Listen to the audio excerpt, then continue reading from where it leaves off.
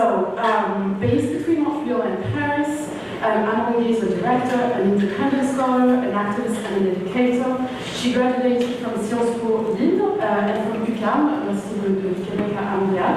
She was also an actress and a journalist, and then she started writing. She claims, she sometimes the word author, and then we'll talk about this, la notion d'auteur, the notion of auteur in France. And her film, Ouvrir la Voie, that she started writing in 2014, has been, and really, I weight my words, has been a major cultural and political phenomenon in France and beyond in Europe. The first film to be released, which is dedicated to the speech and experiences of Black women living in French-speaking European country. It's been a critical success. It's also been an eye-opener for wider audiences in France and beyond about race, intersectionality, and simply, if I may say, the sensitive and intimate experiences of Black women in France. Ouvrir la Voie was not the first work Amandine Gay had accomplished in this direction. She's been a scholar and a prominent Afro-feminist for years, playing an instrumental role, for instance, in the introduction of bell hooks in France, where bell hooks, Ain't I a Woman, you might have read this. This book was published here in 1881, and it was only translated in 2015 in France, and she put an important forward to the book. Amandine Gay has written that English has been the language of emancipation for her, so traveling to the United States early in her life played a significant role, so it's not anecdotal that her work is now valued and showed in this country. I'm finishing on this note. In 2015, Amandine Gay earned a master's degree in sociology at the University du Québec à Montréal on the topic she will talk about tonight. So she wrote a dissertation, conducted a very original research on international and transracial adoption. A topic she's a specialist now on multiple levels. And so articulating her own experience, her research, and her aesthetics, she's now developing a child of one's own that she will present us today. May I highlight that such a film is groundbreaking, is ambitious, is hard to fund, and relies on months, if not years, of archival research, of location scouting and casting, on interviews. So it's a unique opportunity to hear about Amandine's complex and creative process. We'll hear from Amandine for about 45 minutes, then we'll ask a few questions to her, and then we would like to have a significant time for a Q&A and an intimate exchange with you, the audience, a bit like in a workshop. So again, Amandine Gay, I leave it to you now. I thank you for being present with us tonight. And yeah, please silence your phone and thank you very much for having me.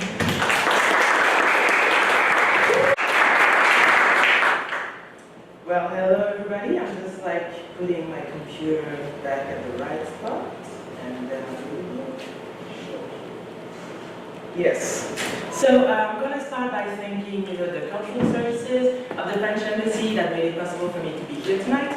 I would really like to thank Nora again. I think that this type of cycle is so, again, also groundbreaking and necessary for French people, and also for us to be able to show what it's like to live in France as people of color. So I'm really glad also that it's a work that she's been doing with Maboula Soumaoro, who's also a part of the first film I directed, Speak Up. And I want to also thank Shani for welcoming us in such a nice way. And I want to thank you for being here because, of course, like when you're crossing the ocean and going to a new country, you never know if someone's going to show up. So it's great. I'm happy. Like you're curious, you're here. So let's get started. So one of the things that really excited me also about today is that it's true what Nora says, but that's because she's also working, as a filmmaker and a producer, so she knows what we like because she's one of us. And it's true that, after touring with the film for quite a while, Speak Up, I started working on it in 2013. It is now 2018, so, I am quite happy to be talking about my new project, because it's going to change me for a while. So this new project is a documentary about transnational adoption. And it's dear to my heart. I'm going to explain to you in a few minutes why. And today, because this is a work in progress, I'm going to be showing you archives, because this new film is about, it's an archival film, but these are going to be my personal archives because we haven't done the casting yet. So, I'm not going to be in the film eventually, but the videos and the photos you're going to be seeing tonight, especially in terms of my personal archives, are going to be mine. So just so that you know that. Another thing that's important to tell you before I start is that I'm coming to this, narration on transnational and transracial adoption from a reproductive justice standpoint. So it means that class, gender, race inequalities, and power balances between the global north and the global south have to be taken into account in how some children are made available for adoption. So I really sort of like urge you to think about this issue from a point of not let's save the children from the global south, so like get rid of the emotional and the sensationalist standpoint and try to go into the politics of transnational and transracial adoption. Who's made available for who? Under what conditions? What are the economic stakes in transnational adoption, etc., because this is also what's going to be guiding the film. So, welcome to tonight's Story of One's Own, filmmaking as archival, creative, and emancipatory work. I'm going to start with personal vocation, and we can start having a look at those pictures and videos I told you about. So, I'm a transracial adoptee, and for those of you who don't know that expression, it has nothing to do with racial dolezal, okay? She stole that from us. So on top of being really, upsetting and disrespectful for Black people, she actually erased the struggles of transracial adoptees. The term transracial was coined in the 70s by indigenous and Black adoptees because they wanted to highlight the fact that being placed in white families, as some groups said, for instance, the National Association of Black Social Workers in America in 1972 published a statement opposing transracial adoption, calling it cultural genocide, saying that putting and displacing all these Black kids and putting them in white families in countries where white supremacy was really strong, what was that doing to Black communities, and would white parents be equipped and ready to help nurture and prepare those children to face racism that we would face in America. Since then, the National Association of Black Social Workers have revised the statement, but I think it's really important for you to know also that transracial adoption is a really important and political subject from the get-go. So in France, I was born under X, so it's a French program that allows women to give birth under secrecy. So I'm not a transnational adoptee, I'm just a transracial adoptee. I was born and then raised in France. And it's really important for me also to tell you about Born Under Secrecy Act, because this thing means that it's a government program. So my file, my birth records, all the information about my identity belong to the state. Actually, when I came to see my file when I was 18 years old, I could not go back home with the original file. I had to go with a copy, and the original is kept in government, offices, which was really violent for me because I felt like I had almost nothing about my past, and I had to leave the original file, even if it's just like a few informations in it, I had to leave it at the government offices. So again, that makes it very political. So you'll see that this whole, presentation will be about how the personal is political, and in the case of adoptees, you can find that at different levels also. Another thing that's quite political about me is my Blackness, because in my file, it was saying that both my parents were Black, but my birth mother was from Morocco, and my birth father was from France. A Black French person can be from Guyana, the West Indies, can be born in France of Senegalese parents, or can be from the Reunion Island. So, and then a Black person from Morocco, of course there are Black people in Morocco, especially in South Morocco. But it's not like the main group you think about when you think about Moroccans. And so for me, contrary to my friends who've been adopted transnationally, let's say a person who's been adopted from Korea, they have this opportunity to connect with Korea even if they don't find their birth family. They're gonna be, eating Korean food, they can visit Korea, dress in Korean clothes. But for me it was like, so I'm Black and I'm coming from two countries that have a really strong anti-Blackness. Because it is not fun and nice to be Black in Morocco, and it is not fun and nice to be Black in France. So I was kind of like disappointed, being like, oh, I have more questions now, and in both ways, my Blackness is really weird and connected to the French colonial history. Because it's also interesting to know that in the 80s, most of the people who were born under X were from North Africa. And it was a time of huge migrations in France for people of North African descent, and mostly in countries that had been colonized by the French people. Another thing is that I identify as pansexual. So to sum up, I would say that I'm a queer, Black, transracial adoptee, and I'm also an Afro-feminist, as Laura pointed. So I like to make my life fun, and to make sure there's like excitement, and there's going to be a lot of things to be able to talk and think about. But on a more, more serious note, I'd say that for me, being able to politically articulate my situation has been a way to deal with my many other identities. So filmmaking, activism, and research, and I'm also linking the three because I kind of feel that filmmaking is also about activism. It's about public pedagogy. Of course, it's about art, but it's also art as liberation. As a way to emancipate yourself.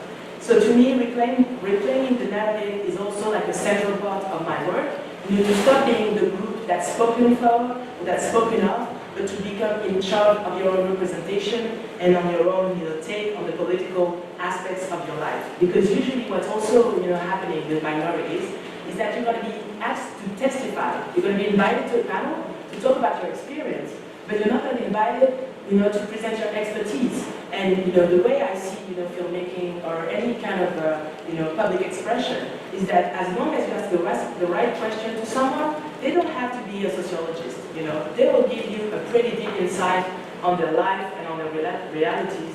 And so that's another thing I'm trying to do in my work, is that to put forward all those voices that are not necessarily heard, but are really quite clear about what's happening to them.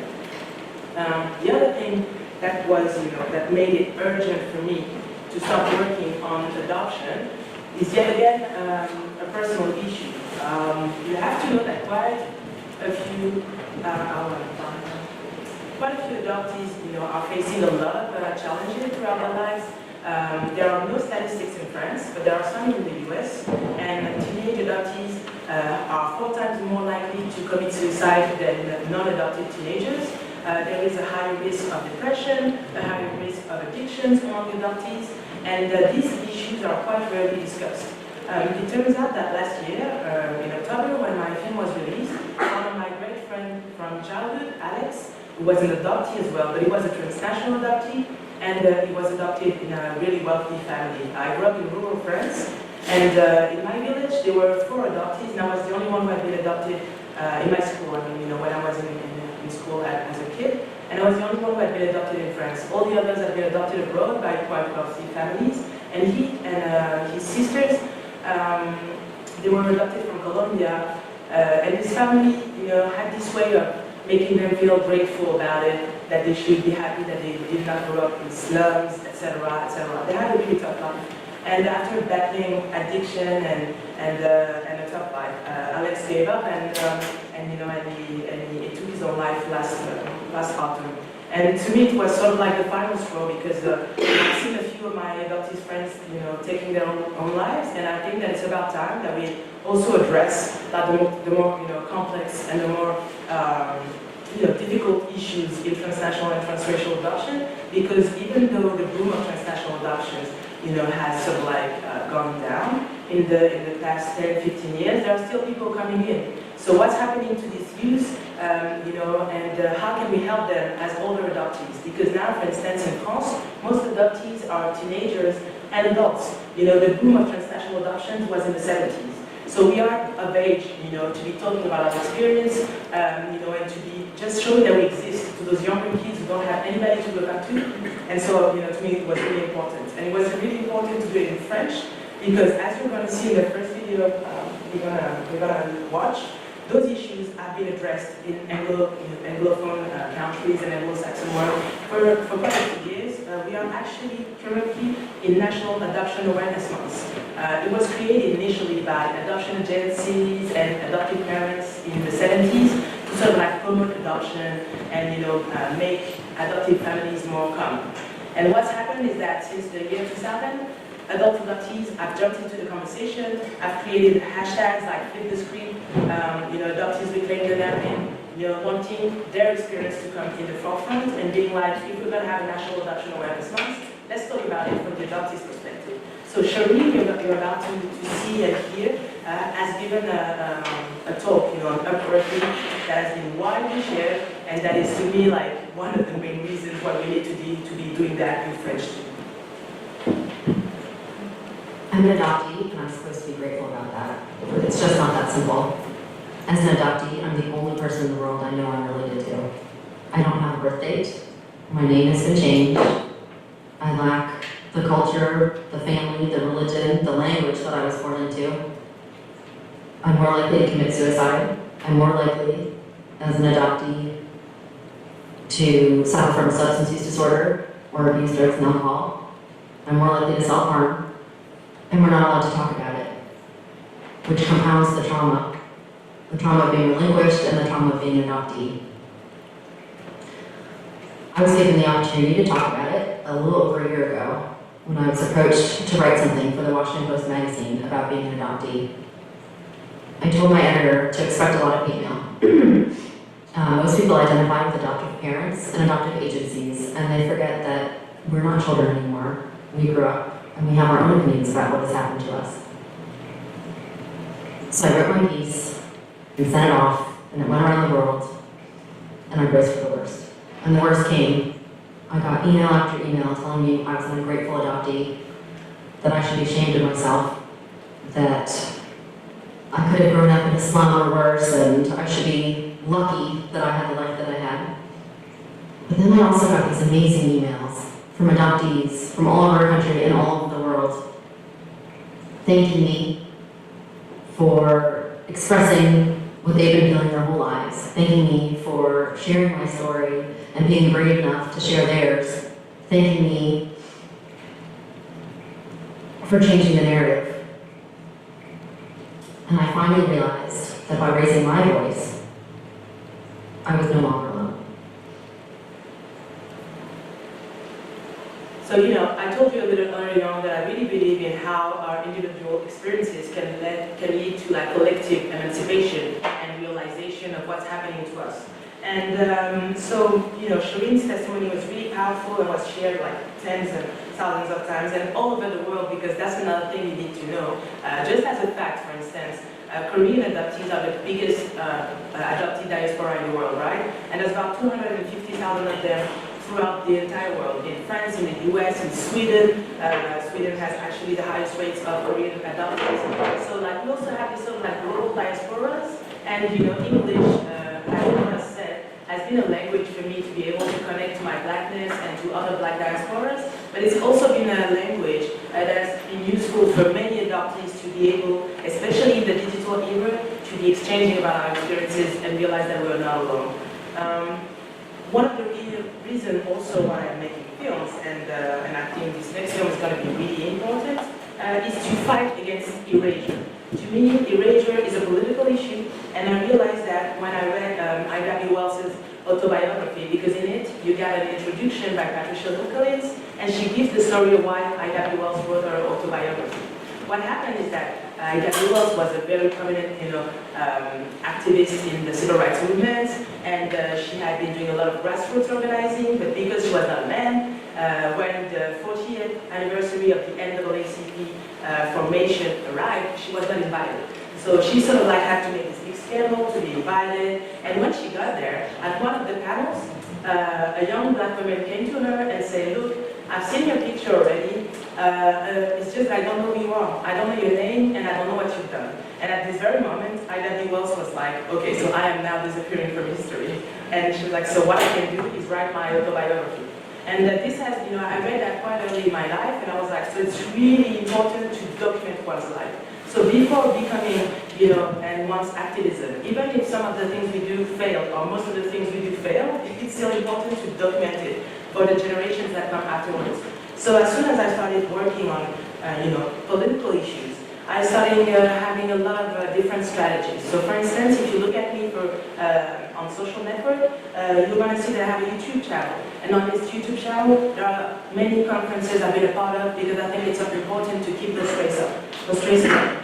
Nora has talked about the Devil's Preface. I'm writing also academic articles. I've been writing in collective books like Black Anthology, Adult Adoptees Claim Their Space. And it was great because it was a US book, and so it allowed me to bring the Black European adoptee experience within this sort of diaspora of Black adoptees that were expressing themselves, and they were mostly English, Anglo-Saxon adoptees, so either from the UK or from the US or from Canada. I've also been a freelance journalist for Slate, and I have a blog. So that was my first step, to be sure that I would be in many medias and many places at the same time, and to be sure that this work would not be erased, because if you look just at the politics of quotation, who is citing you in their academic work, or who is, taking the time to quote you, you'll realize that women, especially women of color and queer people, are the ones who sort of like always get left out and don't get quotes. So if you don't manage to write up, your own story, you will disappear at some point. Another thing that makes Speak Up, possible, and that is really important to understand, once again, is the digital era and internet. I would have never been able to make the first film, Speak Up, on my own, had it been in film. Speak Up to be made and distributed was 40,000 euros. It would have not even been the price of film, back in the day. So like today, we have the chance of being able to tell our stories, which was not necessarily possible for black women in France in the 60s or 70s, for instance. You only had like a couple of books from the black feminist activists in France of the 60s and 70s, because that they would not have access to editing and publishing. And nowadays we have our blogs and we can actually do our thing. And another thing also, we have a community on the internet, and I think it's really important to think about that when you're like building a new project. So for me, Speak Up was really, taken to theaters by my work, but also by all the groundwork that was done by activists and on social networks by a lot of, black women who would talk about the film, who would, when I made a crowdfunding, who would like put it out there and make sure that the film would be noticed, and then when it was finished, that it would get invited in theaters. I am now doing the same thing with the new film. So for instance, in France, because we didn't have National Adoption Awareness Month, I have created Le Mois des Adoptés, which means Adoptees Month, and this year is the first edition. It's actually starting in France on November 14th, so just after I come back. It has already started in Switzerland. And my idea was to create an event, in Francophone countries, so there's going to be events in Switzerland, France, and Quebec, in order to start, putting adoptees in the forefront of the conversation of adoption while I'm making the film, so that when the film is finished, people see that it's already an issue, and I've already been able to create a community of adoptees who are following my work. So I'm just going to show you, Speak Up trailer, because it's sort of like a really good summary of what I'm trying to do. And if you are not sure to come and see it tomorrow, I hope you will after that.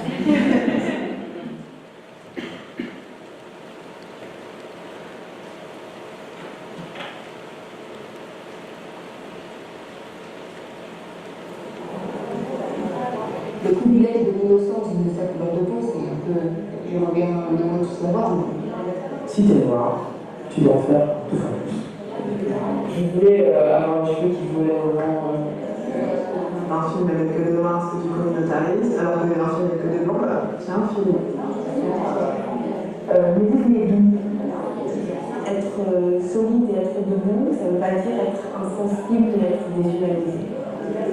On est arrivé à un stade où là, effectivement, il est temps peut-être qu'on prenne la parole et qu'on prenne pas notre place, en fait, finalement.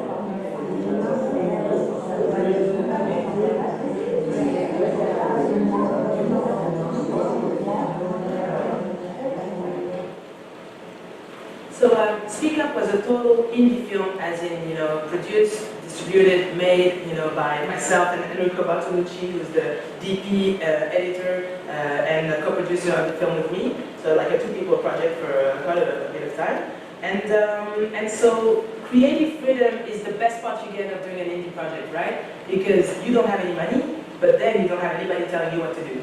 So there was like this huge question of how are we going to be able to maintain this level of freedom and creativity in a film that is produced? Because the next film, and it's a good thing, we are in co-production with a French company and a cable car company. And so let's say that the budget for the next film is about 12 times higher than the budget to make and distribute, Speak Up.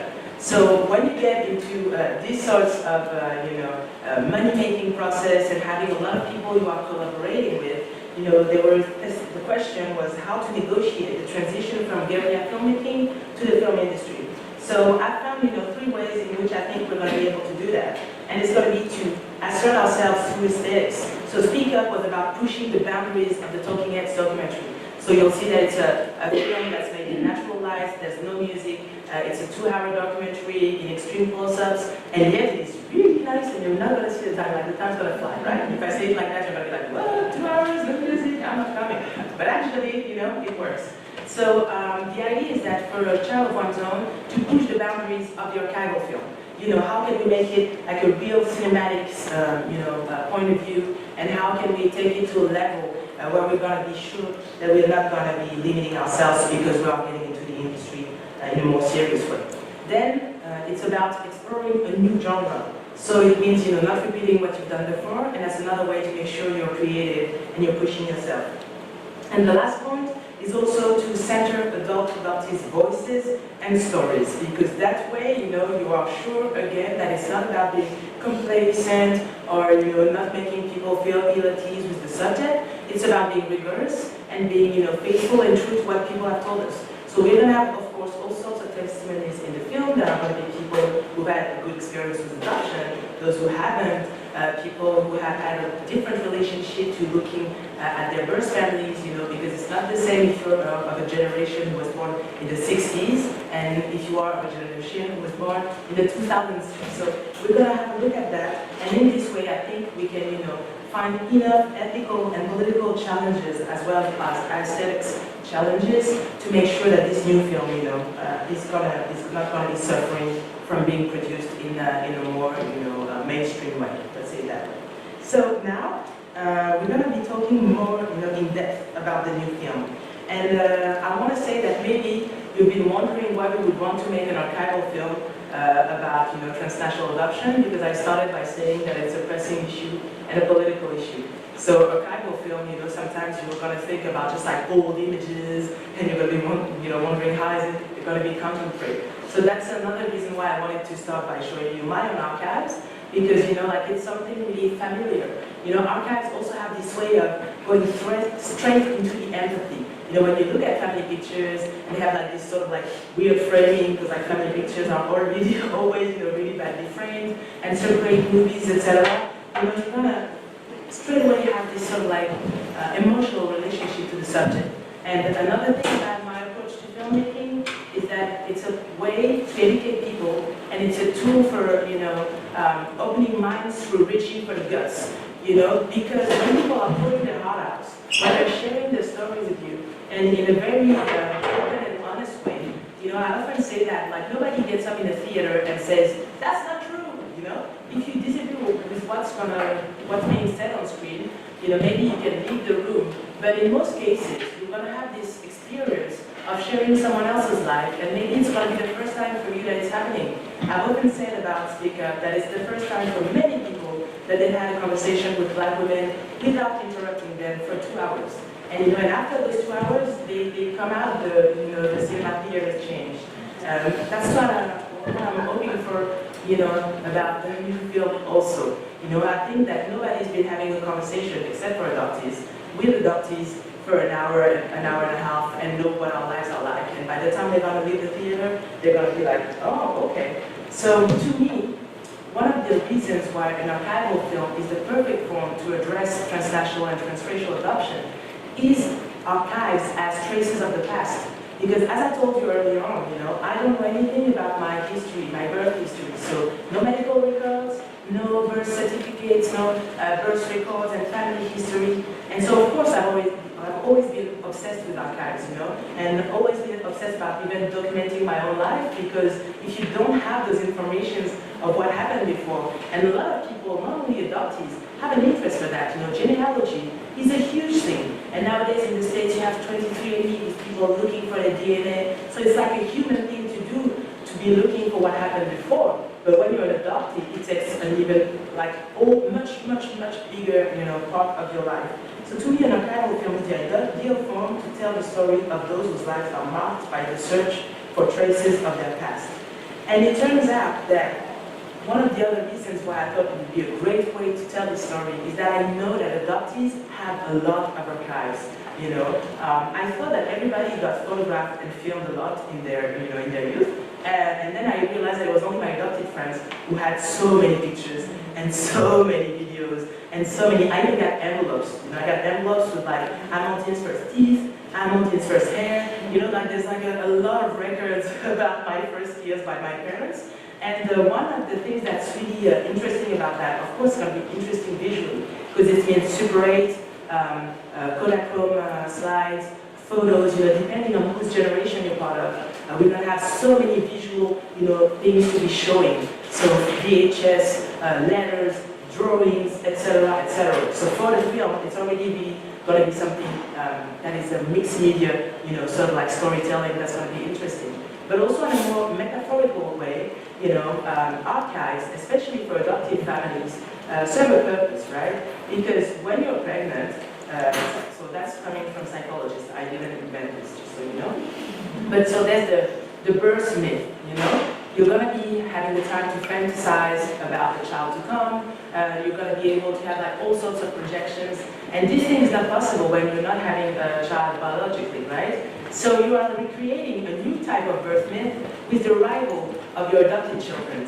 And that's why you're going to see people photographing adoptees the minute they get out of the plane, if the children have been brought to them, or they're going to be making all these videos where they are going themselves to the countries because of the birth of their children, to document the country, document the orphanage, and then document the first moments they're spending together, and then document a lot of their youth. And usually adoptees, unless something has been happening in the family, we get heavily photographed and filmed from the moment we arrive in our families to our teenagers. And then, for obvious reasons, usually we develop our own personality, and any teenager doesn't want to be taken in a picture anyway. Like the amount of pictures that are made, about us are sort of like, receding after, teenagers. So I was like, I know that all adoptees have a lot of archives, so we're going to be able to work with that. And so the film's narrative is going to emerge from the counterpoint that adult adoptees' life stories offer to public view and discourse on transnational adoption. So what you need to understand also is that we're not just going to share life stories. We are sort of like going to use life stories as a way to tell the bigger story of transnational adoption. And that's going to be another way of putting in some other archives, which are going to be institutional and political archives. But I'm going to tell you about these more when we get really to the cinematography part of the film. So for now, I'm just going to tell you what I want to do with the Child of One Zone. And when it's finished, we'll see if we manage to do that. One of the ambitions for this film is first to make the film I've always wanted to see about adoption. There is only one narrative film that I really like about adoption, and it's Secrets and Lies from Mike Lee. And if you haven't seen it, you have to see it because it's like one of the rare, really good depictions of adoption in film, on top of being a really good film.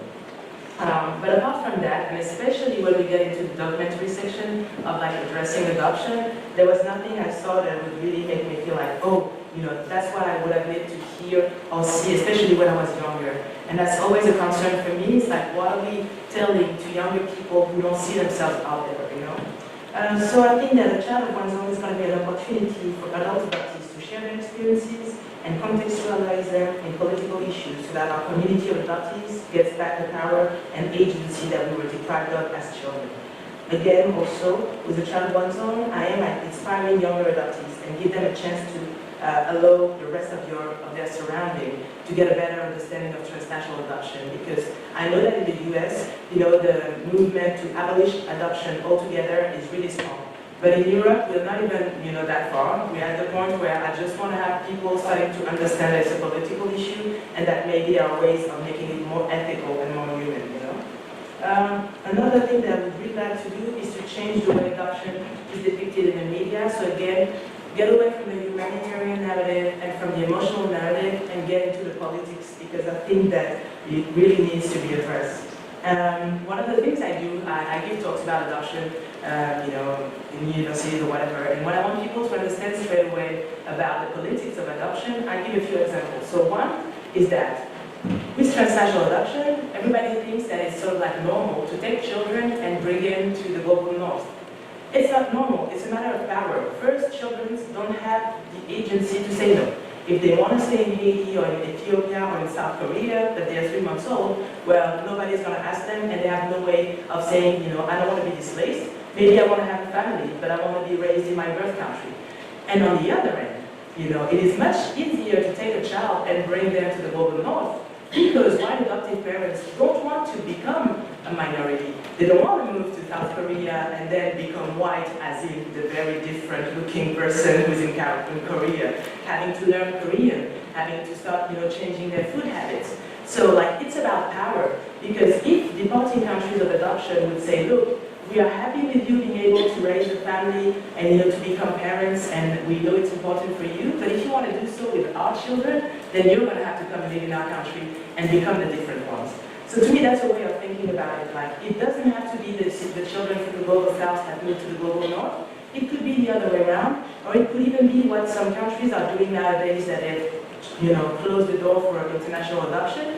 Ethiopia is, allowing help now to have children raised within the community. So even if there are, isolated children, the idea is that they grow up in an orphanage and you can send money. Like, if you want to do a humanitarian thing, you can send money to orphanages in Ethiopia. This way, these children are born in the community so they can spend weekends in families and they don't get to just be in the orphanage. And to me, that's another thing. Is it about building a family at any cost necessary? Or is it about finding a child for a lone, a family for a lone child? And if it's about that, then the way to look at it is not necessarily transnational adoption. Another thing is that you've probably already heard that about someone who's an adoptee, right? An adoptee becomes a drug addict, or an adoptee goes to jail, and immediately people are going to say, yeah, that's because he was adopted, But you never think about a drug addict who was raised in his biological family and who becomes a drug addict and say, well, that's because he was raised by his biological parents. This way it sort of like sounds ridiculous. So why would adoption be automatically the reason why you become a drug addict or you are depressed?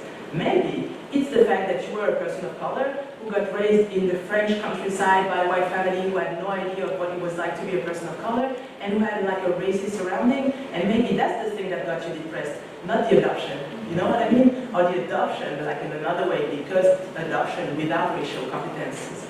So that's another way of talking about this issue from a political standpoint. The last thing that I want to address with the film, in a more, generic way, is the need to decolonize our understanding of kinship. So that's why the working title is A Child of One's Own, because a child of one's own means, that in the global north, we have applied property concept to family building, right? A child is not a thing. So what does the phrase, a child of one's own mean? Like, could you have a child that is not your own? Technically, if it's your child, it's your own. So if you wanted to make it your own, this child, and that's a phrase you can still hear in some government agencies about adoption in Europe. We did about 50 pre-interviews for the film with adoptive parents, adoptees, adoption agencies, psychologists, to be sure that the questionnaire for the film would be really thorough. And one psychologist in Belgium, she told us that. She was like, it's really important for parents to be able to make the child their own. They need a child of their own. And what they mean by that is that it's really important to cut the ties with the birth families.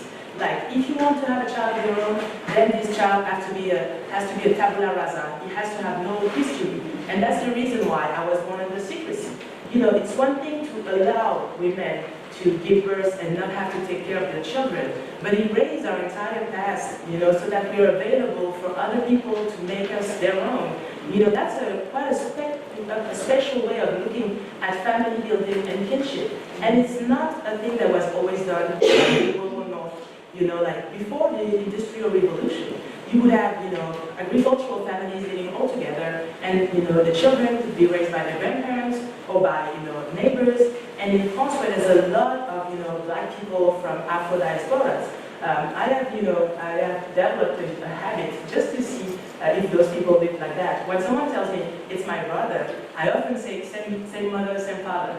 And one time out of three, they say, oh no, like that's the son of the neighbors, but he lived with us for 5 years, so he's my brother. Or I got these friends, my black friends in France, they're gonna be like, oh, that's Mama Babette, and that's Mama Irene, and then there's Mom this, and then we're like, okay, so you got 4 mothers. So you get societies where it's not a problem for someone to have 4 mothers, 3 fathers, 15 brothers and sisters, and it's not even in a political way where people say, yeah, my brother. You know what I mean? Like, it's really in a kinship way where they say, this is my brother because we've lived together for a few years, we've developed a relationship, and there is no competition between those families. And I think it's really important to be able to address that, because the fact that in the global north, at this point of history and time, people are really obsessed with the child of one's own, narrative, is a thing that is really tough for adoptees. Because anyway, you already have 4 parents, whether you know them or not. I have 4 parents. don't know my two biological parents, but in my psyche, there are 4 people.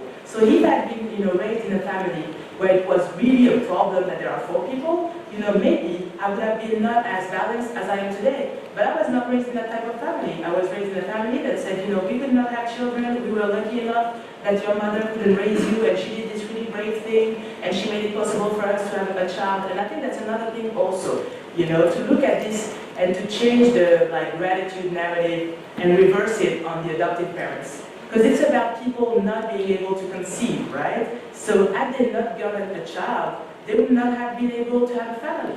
So of course we would have maybe grown up in an orphanage, but they would have been, without children, and it wouldn't have been a nice life for them either. So if there is gratitude, it's at least going both ways, and not just on the adoptees' shoulders. So that's going to be, one of the things that's going to be addressed in the film.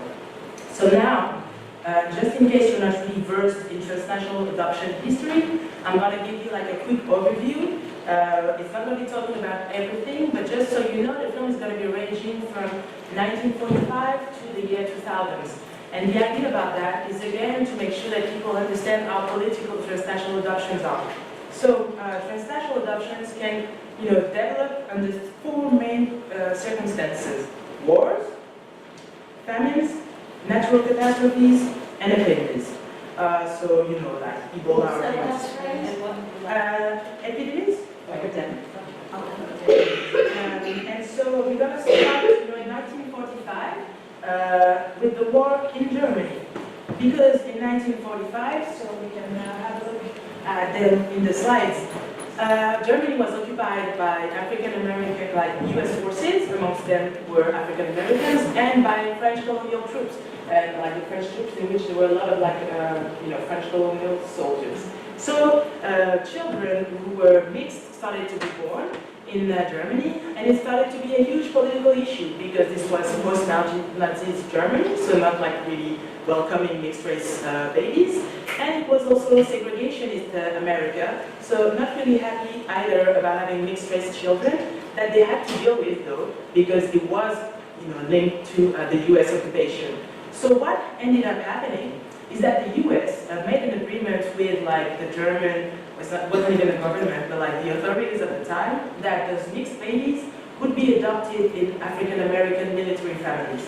And so that's the beginning of transnational adoptions, because those mixed children from Germany were then displaced to the US. For a long time, they were called the brown babies, which was already not so nice. And if you look at the German name, I'm going to say, I have no idea how to pronounce that, but it's Mischlingskinder, and basically it means bastard babies, So one of their, main line of activism as they got older and they become, political, was to be called the Black Germans. If you are interested in this history, Rosemary Peña, she's the head of the Black German Cultural Heritage Society. And so she's really vocal about this, and she writes about that. And so Black Germans now have been able to lead the way in transnational activism for adoptees. And so it's really important for me to start the history of transnational adoption with them. After that, you got the illegitimate children of French soldiers during the Indochina War. Again, who were adopted in France. And that's why I said that my history has to do with French colonial history. Because if you look at which groups are adopted in which countries, you will find that those groups are usually part of the story of war of this country or the colonial story of this country. Then we get to the Korean War from 1950 to 1953. And the Korean War will open the way for the Koreans to be the biggest adoptees diaspora, because in 1955, Old International Children's Services was established in Korea. You can look at the picture. This is the longest standing adoption agency in the world. They are still working today in Korea. And because the US has had such a stronghold on Korea, there has never been a stop of Korean children sent away for adoption, even though Korea is no longer a South country. It's no longer a poor country, it's a developed country, and they could keep their children. And that's another interesting political side of adoption. Because the reason why Korea is still sending away children for adoption is because it's a real patriarchal society. And so, lone mothers are not welcome, single mothers, and actually they get less money if they they want to raise their child as a single mom than if they want to relinquish their child for transnational adoption. So this raises also quite a few ethical issues, as well as the fact that Korea is sending a lot of their children with disabilities abroad instead of building social services, that would make it possible for family to keep and raise their children with disabilities. So to me, it's really also important to be addressing those facts, not just from the arriving countries of adoption, but also from the departing countries of adoption who may have their own very political agenda to keep sending children away. After the Korean War, it's the Vietnam War that started, and yet again, children started being sent away from Vietnam. At this time, it's important to note that there were no international laws, regulating transnational adoption. So this is also why, from the 60s to the 80s, it was sort of like the jungle, and a lot of like trafficking and really bad things happened in this era because basically there was nothing to regulate transnational adoptions. One of the reasons why transnational adoption exploded in the 70s can be explained as such. I'm going to read it. Firstly, the decline in birth rates is combined with the decline in the number of white adoptable children. The drop in the number of young, white, and healthy adoptable children starts after the baby boom. The birth rate drops as the generations that come from it gradually reach the legal age to adopt, plus access to abortion and birth control help to reduce the number of unwanted pregnancies in Occidental countries. Finally, reproductive difficulties in the global north also have to be taken into account in formulating an analysis of the increase in the demand for children to adopt. So, there is this common idea of transnational adoption as a humanitarian practice, when in fact we can also look at it from a market perspective. The rise in transnational adoption comes when the available white adoptable children in the global north drops. So then you need a new market because families wanting to adopt are still there and actually growing. So what's happening is that then the global south is developed as a market, so much so that Kim Nelson in 2006 in her article "Shopping for Children in the International Marketplace" says, transnational adoptions have become so common that they have resulted in measurable income streams to some birth countries, to the annual tune of 15 to 20 million in South Korea, this was in 2001, 5 million in Guatemala, and 2 million in Honduras. So although this income is desperately needed in many poor birth nations, there is plentiful evidence that the money does not support the economies of these nations. To me, that's a good way of making adoption political. In France, the average cost for a transnational adoption is 20,000 euros. So not any family can adopt. And the fact that there is a cost, again, puts another ethical issue at stake. Of course, it's not about buying the children, but money is involved, and in no other forms of family building is money involved, and it's such high levels, right?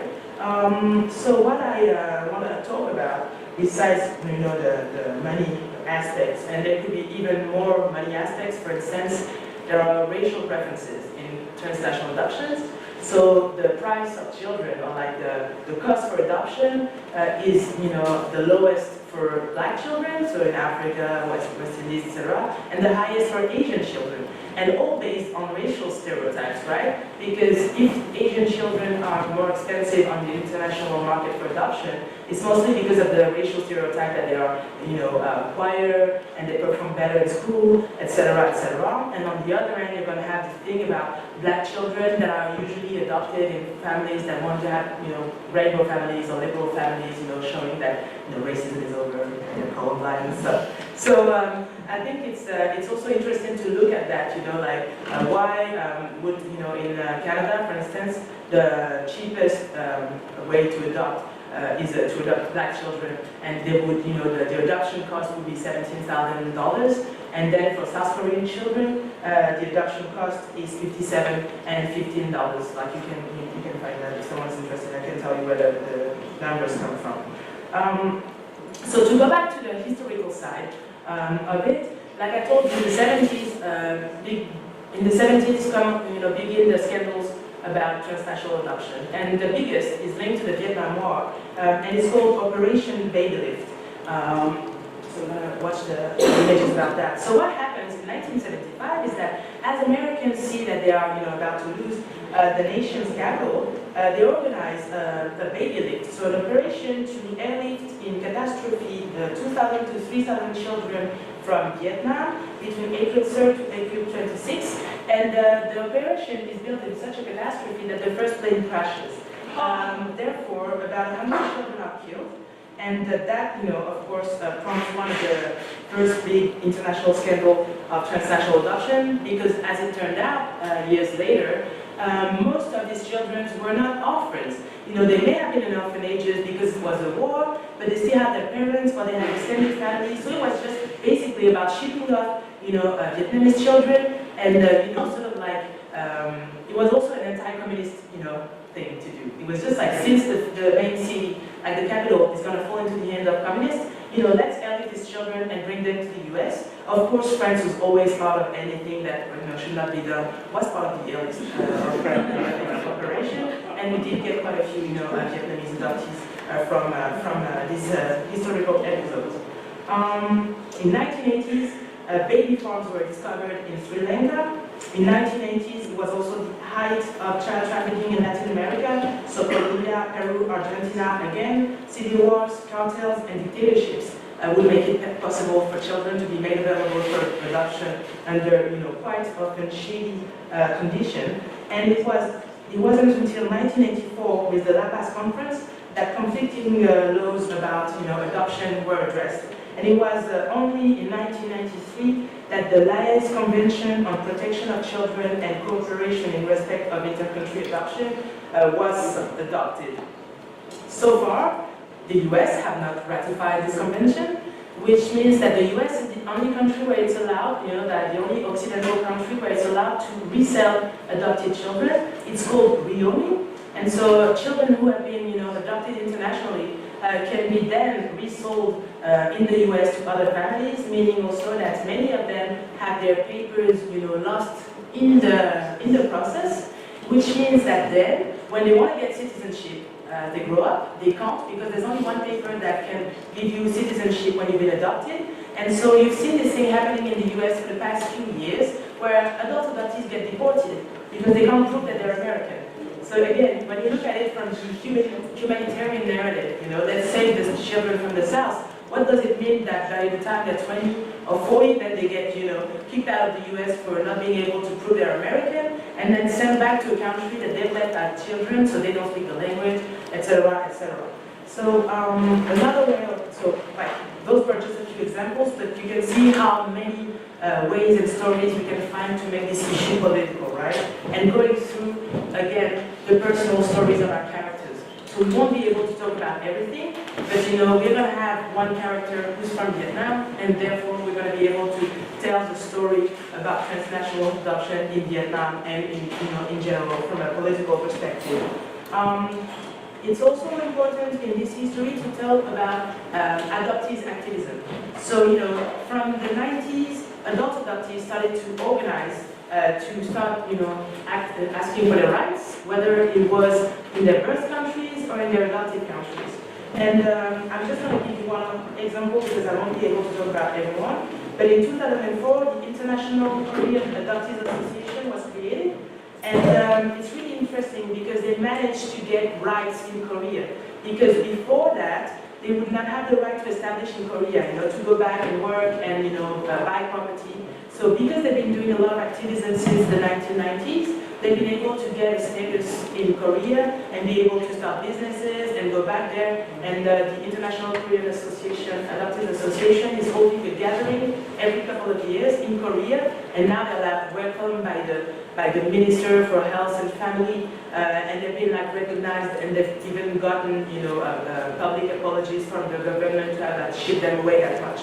So I think it's quite interesting, and one of the last political things that you might have heard about in transnational adoption, and that will definitely be in the film, is what happened after the Haitian earthquake in 2010. Because I don't know if you remember, but then Haiti banned transnational adoption between 2010 to 2013 because of a few scandals, including one involving the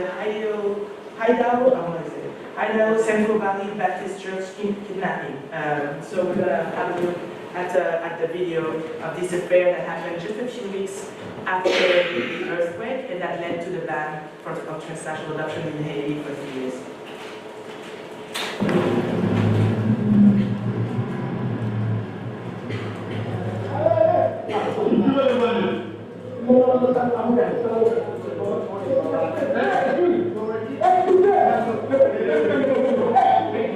A group of American missionaries said it was simply offering poor Haitian children a chance at a better life. But interviews with some of the parents of those children have put the circumstances on how the kids left their families in question. The 10 Baptist missionaries are being detained for allegedly trying to take the 33 Haitian children across the border into the Dominican Republic without documentation.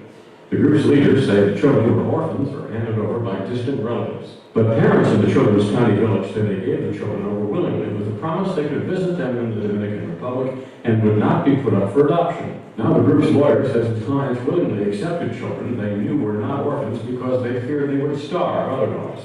Haiti's prime minister is condemning the missionaries' actions. Secretary of State Hillary Clinton calls the attempt to take the children out of Haiti unfortunate. Jailed Americans say they were on a humanitarian mission to rescue orphans from Haiti following January's devastating earthquake. However, 20 of the 33 children the group was trying to take into the Dominican Republic had living parents. Well, did you ever tell you you have the proper white paperwork? Did you ever read the proper paperwork? You will tricked by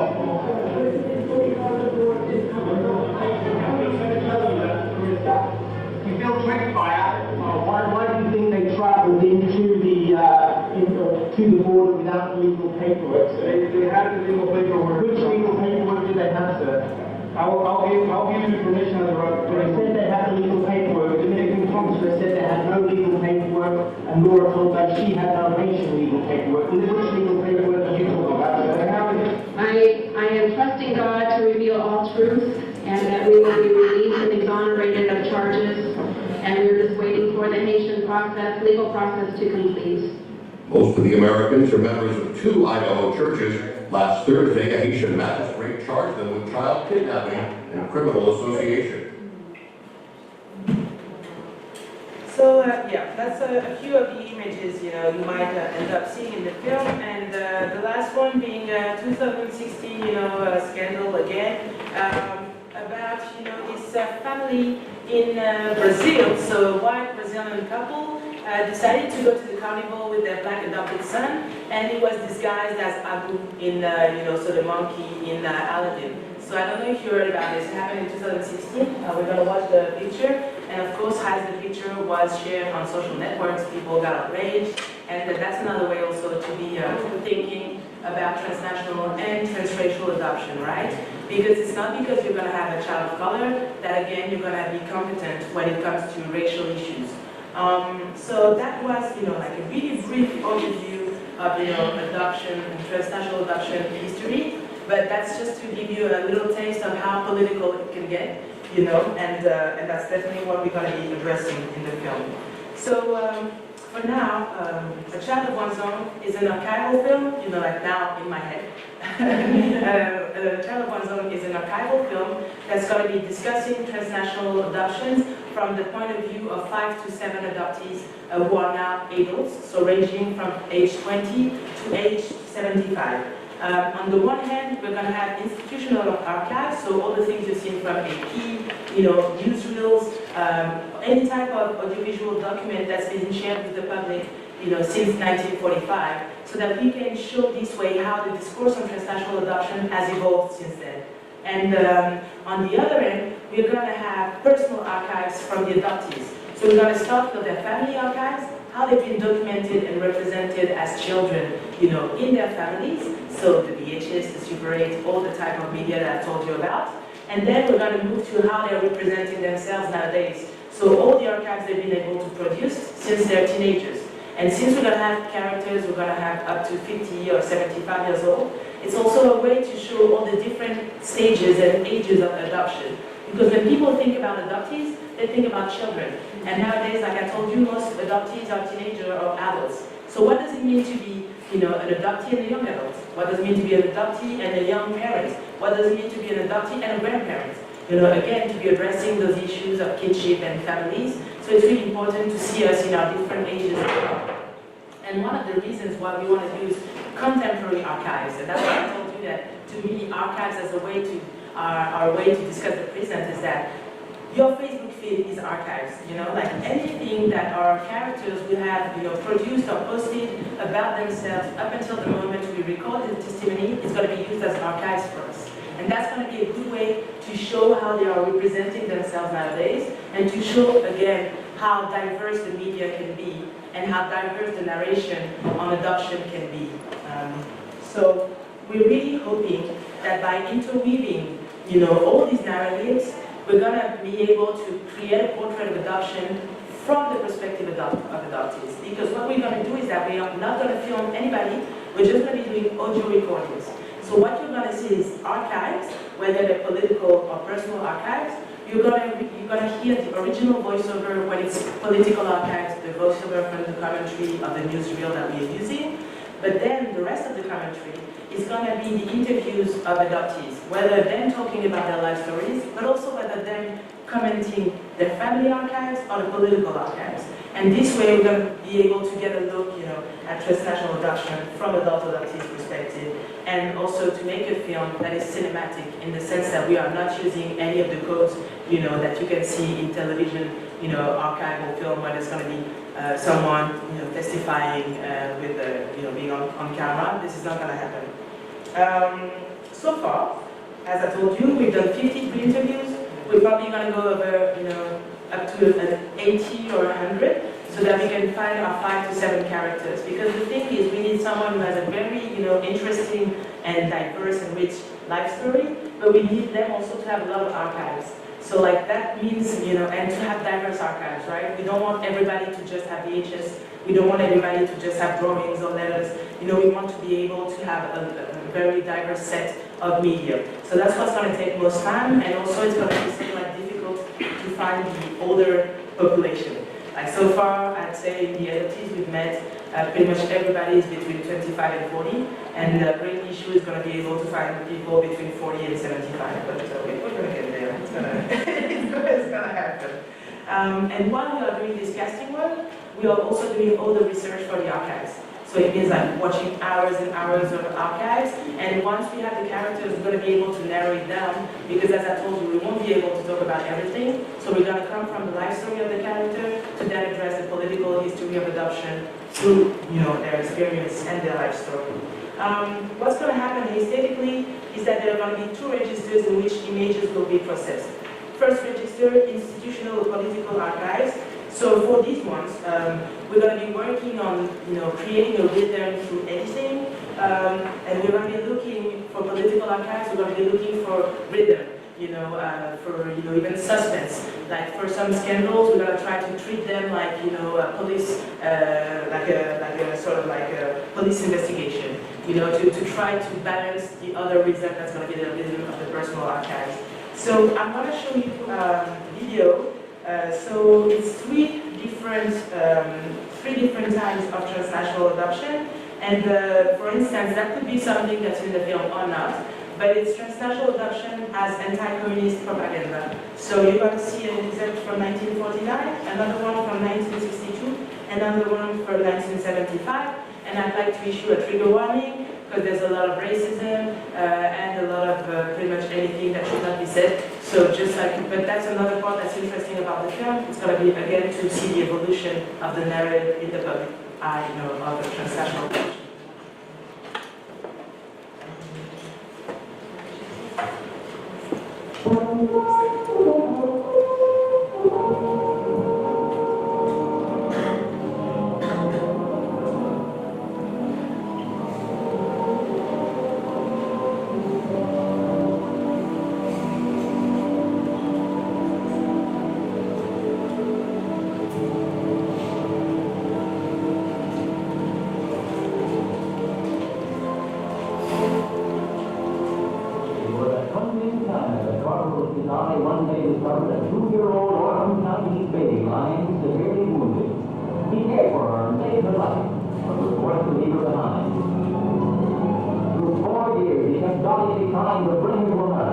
Then the York daily news came from day. Two newsmen sued for Malta after a rare immigration phone number was obtained. The child's release from the orphanage and transportation from Kunming to Formosa was arranged by the Chinese government. When time was running out, the child's phone number was about to expire. An appeal was sent to the Pentagon, and Defense Secretary Joseph Johnson quickly approved a project to fly the newspaperman and the little girl to San Francisco by military air transport service.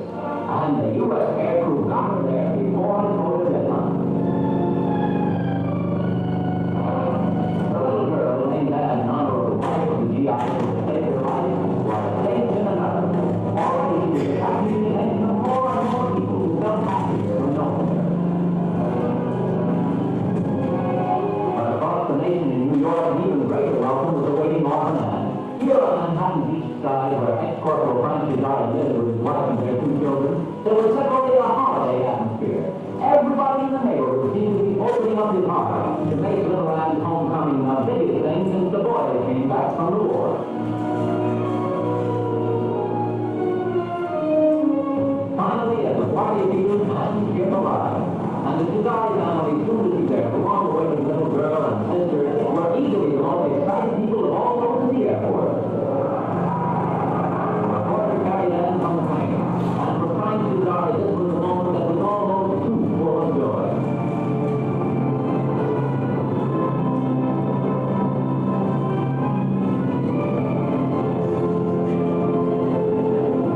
Very simply and sincerely, Frank explains how he feels. This is the happiest moment in my life, and I'm sure it's the happiest moment of the child. Only you up and realize it.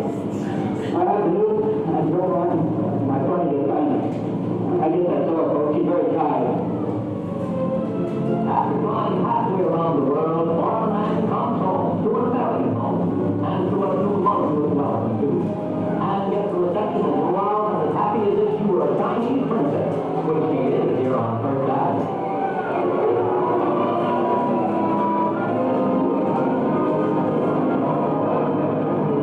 It won't take long for Ann to get acquainted. Only 2 weeks before, she was just one poor youngster on an uncared for million. Now she has a family to love and to love her.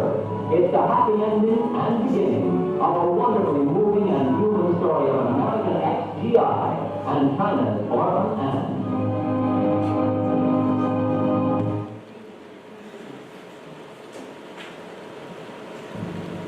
From the shadows of Hong Kong to the California sunshine and the sort of welcome given any important people comes a planeload of orphans headed for homes with American families.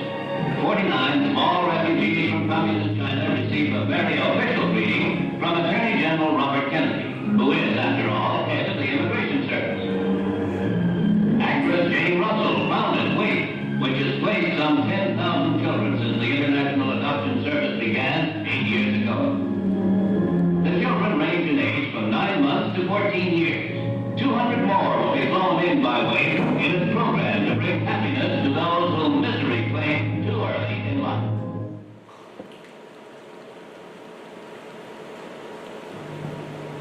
The crowd at Staples International Airport must have been typical of every crowd the orphans have seen since they left Saigon. The glaring television lights, the thrusting microphones, the strange new relatives, each wanting to be the first to hold, hug, and kiss the new arrivals. Many crying, all trying by sign language and hastily learned Vietnamese phrases to somehow make the children understand that their long flight was over, that they were home. David and Bobby Johnson met a ready-made family this April morning. 3 brothers, 5, 6, and 7 years old, now named Matthew, Peter, and Jeremy Johnson. Since airport arrival gates are no place to get acquainted, the Johnsons left as soon as possible, heading for their new home in Berlin, about an hour to the north. The boys' Americanization began immediately, with 6-year-old Peter taking pictures from the car of people taking pictures from a car. And then finally, the journey that began another country and another lifetime ago ended in a Colorado ranch house, so grand that there was even a room just for the car. Given the situation in Vietnam, it's miraculous that the brothers are together at all. Now they're together for good, in a home with bedrooms that only they will sleep in, with clothing that no one else has ever worn, and food that doesn't have to be stolen from the family pets.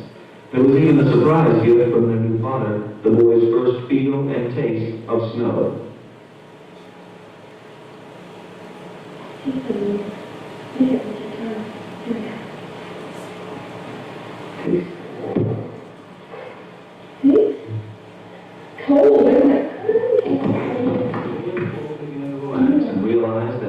finally was something that wouldn't be taken away. They even dared to play. At 3:30 a.m., Bobby Johnson snipped the name tags from the boys' wrists. And with the tags was the last vestige of a past they now had an entire future to forget. So, you know, in these videos, what you've seen, and especially in the language that's used, right, you find the white savior narrative, you find a lot of racism. I don't know if you got it quite well, but in the last video, the narrator says food that does not have to be stolen from the family pets, which is, you know, like you can imagine them going to school as an Asian children who've been, you know, featured in this video that, you know, apparently like you were in your previous country eating family pets. Another thing that's really interesting in those videos is the use of the word orphan. You know, it has now almost disappeared from the adoption, you know, academic world and also the adoption world in general, especially because relinquishment, like I told you, from a reproductive justice standpoint, means that there are not so many orphans. Actually, it would be the minority of people who are adoptable, who are orphans per se. You know, they will have extended families. They may even have like one parent that's still alive. So it's a term that's been sort of like, that has disappeared. The public experience is also going to be interesting. And, you know, the whole from the shadows of Hong Kong to the California sunshine, all these, you know, narrative about saving the children, like I told you, you know, it's like they're fleeing from communist China, you know, it's the kid from the Vietnam War, and again, even that, you know, like you have a country that is fighting, you know, people in Vietnam, and then you take those children and you make them, you know, grow up in the US, like what type of childhood may they have had, you know, in those little towns, being, you know, Vietnamese. It must have been, you know, quite tough for them, and I think it's another way of looking at wars, you know. And for the second register of images, the personal archives, so we're going to have to give each slide story a very special tone, given their archives.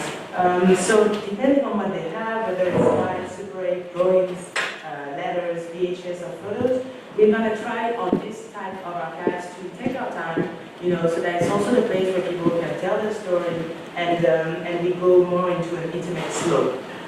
We're going to try also to reflect our character's personality with the way we deal with the personal archives. What we're going to do is going to be using, you know, sort of like a Michel Maurice template. So everything that could be done in post-production is going to be done on. So, like I told you, I'm working again for this film as DP and editor with Enrico Bartolucci. So the idea is that we're going to be, and he's going to be, because I'm not the one on the camera, doing the camera work, he's going to be filming the archives. So what we're going to do is that if we have a Super 8, then we're going to have a projection of the Super 8 and film that projection. Because one of the things that is also, you know, maybe less cinematic about archival film usually is that everything is being, you know, digitized. And you don't get like the grain, you don't get everything that is special about a letter, everything that is special about a Super 8 film, you know, even just the sound of the projector also. So the idea is going to be able to treat all these archives in their actual state and not just to digitize them and then have those, I still don't know what it is in English, bon-titre? Anyway, you know, like you look at an archive and then the image goes like this. Yeah, exactly. So yeah, that's the least you know, inventive way to deal with an archive. So we're gonna try to make something more personal. And so I'm gonna conclude this talk by showing you what we may be doing, but again, like we are doing tests at the moment. So it's gonna be about Anne-Charlotte's story, because Anne-Charlotte is the only character that we're sure we're gonna get and keep in the film. What's really interesting about her is that at the beginning of transnational adoption, there were still white babies available. Today there are white babies also because there is like Russia and Eastern countries. But in the 60s, you know, in extremely Catholic countries like Australia or Ireland, it was really not a good thing to be a single mother. And so women in those countries would give up their children for adoption. And so that's the story of Anne-Charlotte. Her birth mother was an Australian Catholic, her birth father was an Australian Protestant. And so they, you know, she became pregnant and they were not married. And she had a sister, a birth mother, who was living in Geneva. So she fled to Geneva to her sister. She had a baby there. And her baby was then, you know, placed in an adoption agency in Switzerland and adopted in France. And so Anne-Charlotte grew up in France. But she didn't know this entire story. So she thought she was from Switzerland. And then she grew grew up, and in her 20s, she's going on a trip with a backpack, and in Greece, she meets this other adoptee who's from Switzerland too, and she tells her, oh, you should go back to the Bureau Genevois d'Adoption, so the Genoese office for adoption, because the lady who's in charge of it, she's really nice, and maybe you'll learn a thing about her story. So Anne-Charlotte goes back to Switzerland, and when she gets to the bureau, the lady indeed is like, well, yeah, and it's good you come because I've been, contacted by your birth father. He's been looking for you his whole life because her birth mother hadn't told the birth father she was pregnant. And they had a chance encounter 3 years later, and she told her, we had a baby, and I gave the baby up in Switzerland. And the guy, sort of like, it was a major trauma in his life, and so he looked for Anne-Charlotte his whole life, hiring PIs, and at some point he could trace her in Switzerland. So she gets there, and she learns about that, and that's a bit much. And so it's taken her it's taken her 8 years to finally accept to meet her birth father. And I'm going to read to you the first letter she sent to him. Again, trigger warning if you're an adoptee, brace yourself, and just so you know, it ended up, nicely. So just, don't be too upset. And I'm going to read the letter while we watch, what we could do with the actual letter, visually speaking.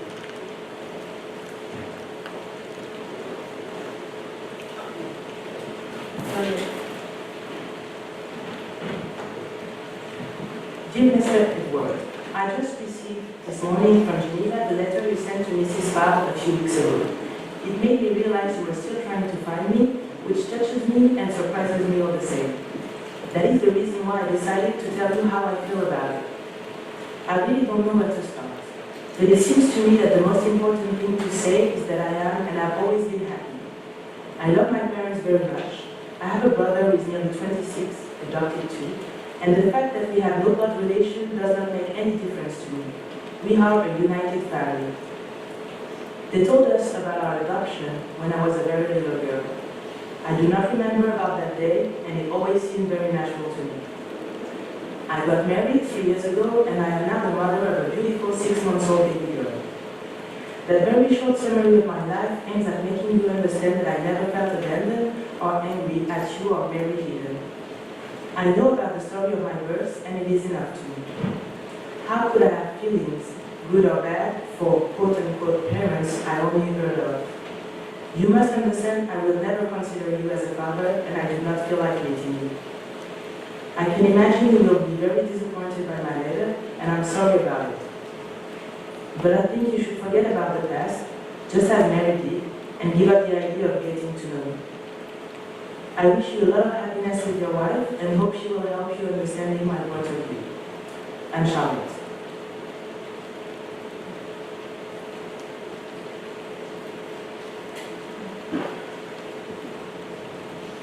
So as you can see, we're gonna have, so in the film it's gonna be Anne-Charlotte, reading her own letter. But that's, the spirit of what we would like to do, to keep the letter and to have this time to sort of, move from a really hectic storytelling and just, get into someone's personal life story. And again, as I said, this was a very first tough letter she wrote in, and that's why also earlier on I told you that, you may also have a lot of guilt about having many families, and that's why I want to be able to deconstruct this idea of a child of one's own, because you can see that since, Charlotte is from an older generation, she's 52 now, she's part of this generation for whom there was a competition, between families, and there was a lot of guilt about accepting to meet her birth father. So that's why it took her 8 years to actually get there. But then, they developed a relation, and then she went to Australia, and she made this whole other family, and then her daughter actually went to live in Australia to be closer to her birth family, etc. So, it all turned out all right, but I think it's also important to see the kind of journey people can embark on when it comes to, knowing more about their roots and having, many families. So thank you so much for listening, and I hope you're going to have questions.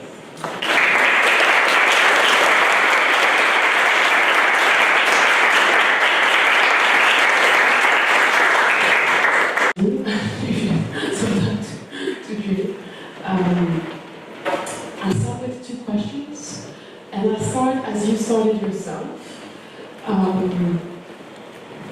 We talked a bit before, and you mentioned that your parents, maybe surprisingly, or at least because they were in an environment which rural and white, invented or found some strategies to make you feel comfortable with your skin color. So I'd like you to develop on that, on this awareness that they had. And also, I would like you maybe to elaborate, to give us more insights about the specificity of adoption in France when it's not transnational, because indeed in France it's state regulated, and you do not have any choice. You register a request, and you can't say, I want a girl, I want a boy, I want a black, etc. So maybe it's important to start there. Yeah. One of the things also that I said about the difference between transnational and local adoption was the class issue. My mom was a teacher and my dad was a street cleaner. So like I was raised in a sort of like lower middle class family. And I think that it was really important, as well as them, you know, having an understanding that I was black, that I was raised not in a wealthy or upper class bourgeois family, but in that type of family. Because I think, you know, the class divide between adoptees and their adoptive families can be a source of major violence, and that people don't necessarily think about that. You know, what does it mean? Because it's always the children of the poor that are adopted by middle class or upper class families. What does it mean for them to, you know, to be raised in those families that don't necessarily have an interaction with, you know, less wealthy families who may even despise poor people? You know, what does it mean when you know that you actually come from the other side, and even though you are, you know, having the privileges of a white middle class family, you know that it's not where you come from. So I think that's the first thing that sort of like saved me. I often say that maybe I was even more saved by the fact that my parents were working class than by the fact that they understood that I was black. But they did understand, and I think the main thing also that's sort of like special about my story is that I have an older brother who was an adoptee as well and who's black. And the thing is, my mother was a teacher and she had my brother in her class, and he was in a foster home in their village, and nobody visited him. So it was the beginning of my parents' marriage, and so they didn't even know that they could not conceive children at that time. But because he was alone, you know, my mom started, and my parents started taking him on weekends and on holidays. And there's a law in France that says that if your family, birth family doesn't visit you for more than a year, you can be adopted. So my brother was old enough, he was 8, so my parents asked him if he wanted to live with them full time, and he said yes. And after that, you know, like maybe a year after, they realized that they could not conceive children. So when they registered, you know, to become adoptive parents in France, so the agreement, and I think that's another thing that's interesting about French politics about adoption, is that since the 60s, it was compulsory in order to adopt to get an agreement from social services. So it means that you have to undergo a psychological evaluation, an economic evaluation, but it was also only compulsory if you were to adopt French children. It became compulsory to adopt international children in 1985. So you can also see this thing, like children from overseas, they could go to any family, you know? And French children, they had to be going to a family that had been vetted. And so in the 80s, this was way before Madonna and everybody, so it was not really like a popular thing to have children of color. So because my parents already had my brother, and because they were like, maybe it's best for him if the second child is black too, and at that time, like, nobody wanted black children. So they, you know, they sort of like got me quite quickly, because by the time I was born, well, they said they'd rather have a black child, and because they already had my brother, you know, the social services were like, well, good, because we have a black child coming soon, so you're gonna have it because, you know, nobody wants it, that was pretty much it. And so that's what happened. And so the reason why my mom knew what it was to be black, so to speak, is that she had been to Guadeloupe in her youth, because she was part of a church thing. So in a village, they had sent a black priest in the early 60s, in like a really small village near Lyon. It was the first time they saw a black person, so everybody, you know, freaked out. They wanted to touch his hair, see his hands and stuff. But then my mom and her sister, they went for a, I don't know, like Catholic exchange, and they went to Guadeloupe. And they went to, you know, like there's 2 parts of the island, right? And in Basse-Terre, so lower earth, I don't know, like in literal translation, it was really not a touristic place. And there were only either the white, you know, colonial descendants, or no white people. And so when my mother and her sister got there, they got the one to be, you know, having their hair touched, and everybody was following them in the streets and looking at them. So, you know, by the time she got my brother in school, you know, she sort of like had a sense. So I got black dogs, which was really rare, you know, in the 80s, even for black children in France. This priest friend was still around, and you know, that's a thing that is now compulsory in Quebec. It's not compulsory in France, but they're asking people. But if you want to adopt a child of a different race in Canada, you have to prove and to give the name of reference, you know, adult of the same race as your child in your surroundings, to prove that you actually hang out with people of color. And I'm going to give you a very recent example of why it's important. I was, you know, at a book signing recently, and this white woman comes up to me, and she says, you know, I wanted to ask you something because, you know, we just adopted a black boy, and, you know, we have all these conversations with my husband because he's really scared that growing up he's going to look for the company of black people and then make bad frequentations, you know? And I was like, okay. I was like, well, you know, like, there is quite a good, decent group of good black people, so it's not like, I was just like, I don't even know where to start because I wanted to like just go for a throw, you know? But then I was like, at least you can, you know, it was a book signing on adoption and stuff. And so you're here, clearly you're trying to understand, like in a way that is absolutely rude and you don't even understand how racist what you just said, and I was just like, oh my God, and the husband, of course, he wasn't there because, you know, but I was like, what am I going to do, you know, because I need this child to maybe get a fighting chance. So I was like, do you have any people of color in your surroundings? Do you have black friends? Do you know black people apart from your child? And she was like, yeah, no. I was just like, move. I was like, move to somebody, go to a place where there's black people. I was just like, you know, straight away. And I was like, you should have done it before. And I told them the thing about Quebec, etc.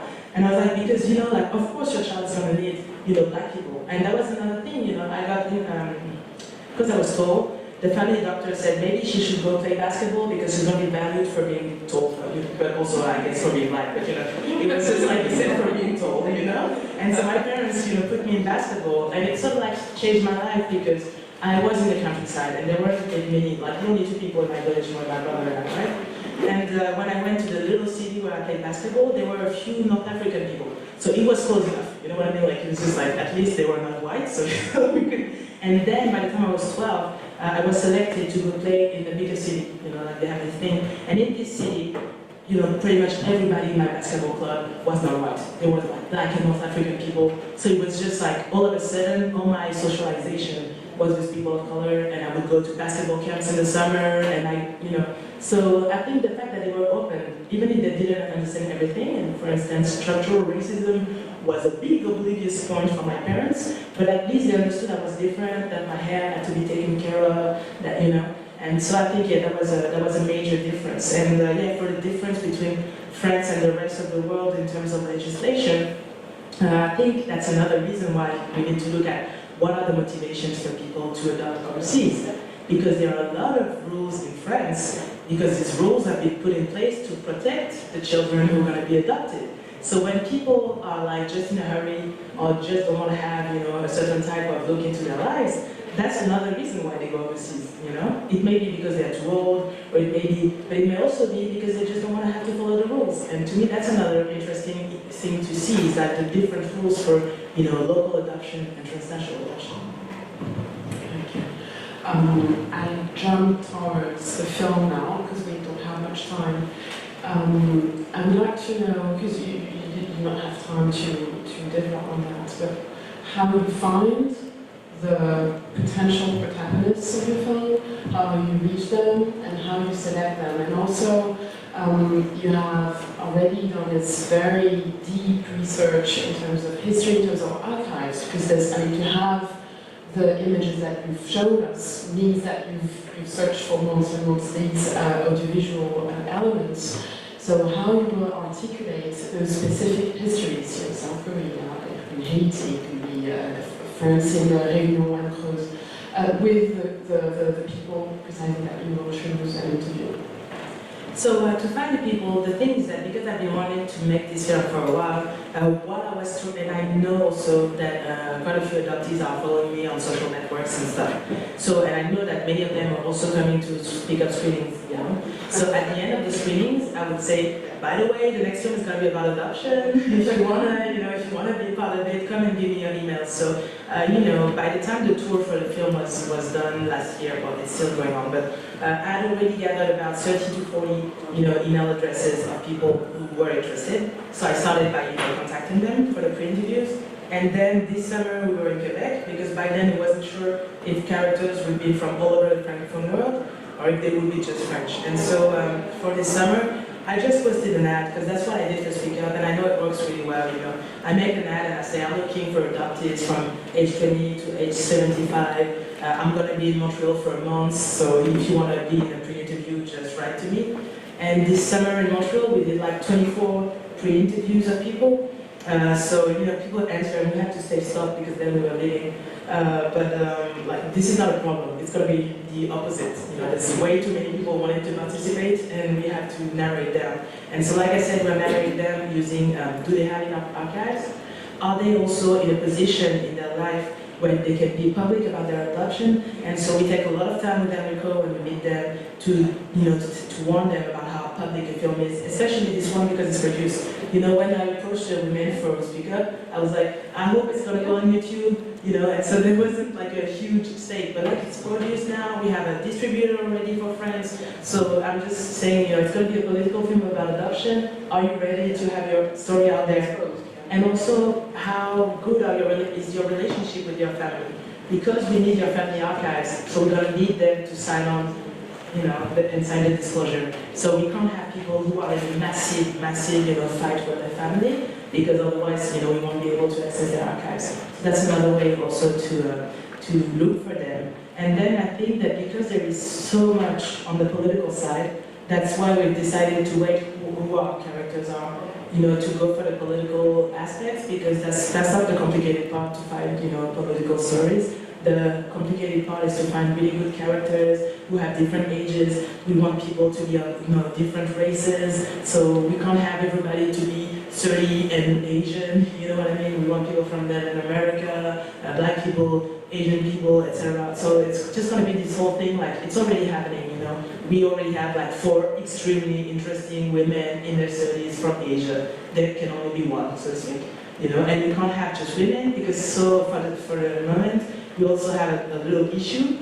We've met about 50 people, and out of those 50 people, we met 8 men, and out of those 8 men, 5 are gay. And I think it tells a lot about how men can talk about their stories, their life stories, and they're all young too. So we're sort of I think that at some point we're going to have to start, putting out ads that say we are looking for men in their 50s. You know what I mean? I think that's what's going to happen. But we're not there yet. But I'm still going to do some large research and pre-interviews, and if really we can't find older people, and if really we have this ratio of men versus women wanting to testify that is, so divided, maybe I'm going to start making specific calls. I'm going to check the time because I don't want to exclude you from the conversation. Yeah, we have 20 minutes. What do you think? You would like to? Okay, yeah, that's it. Let's open up. So, yeah, I think there's a microphone in the audio, so I'll just I'll be happy to let it to you.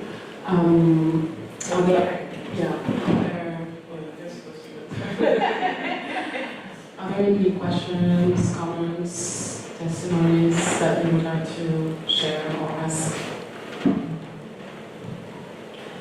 Don't worry, you can also carry on.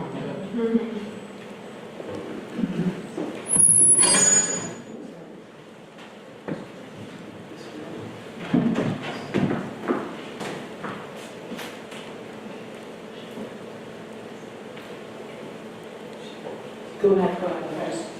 Technical. Oh, okay.